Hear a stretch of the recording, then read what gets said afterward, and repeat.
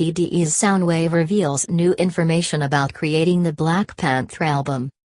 The lethal combination that arises when Kendrick Lamar and TDE resident beatmaker Sounwave come together is no joke. That much was clear after the latter revealed the hours the two men put into K.Dot stam, going so far as to bringing in sleeping bags in the studio to ensure perfection.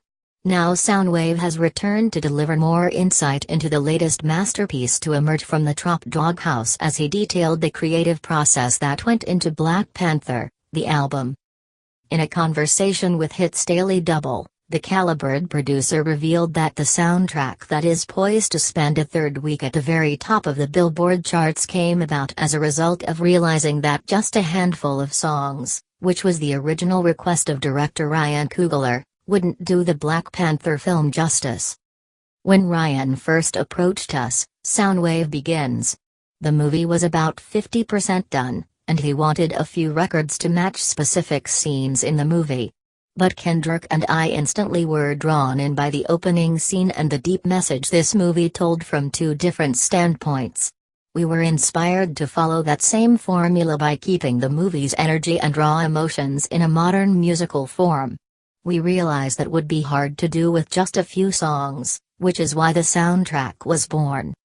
While Black Panther provided the team with a great creative landscape to refer to, Sounwave notes the technical restrictions presented a well-received challenge in switching up how they came about crafting songs, picking artists, and finalizing the track listing that boasts the namesakes of the likes of Travis Scott, The Weeknd, Future, SZA, Schoolboy Q, Vince Staples, and Georgia Smith among others. We had to attack things differently from our usual album format because the storyline was already created for us to follow, which allowed us to tap into elements we normally wouldn't do.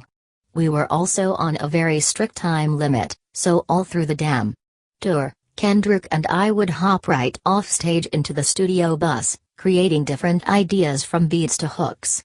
We even ended up scrapping great songs with big-name features on them because we couldn't clear things in time or they didn't fit the overall concept, but it all worked out at the end.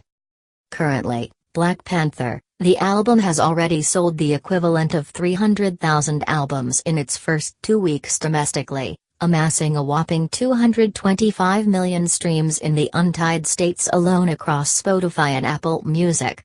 As Black Panther continues to expand in theaters across the globe, its accompanying soundtrack is likely to continue to enjoy mounting success.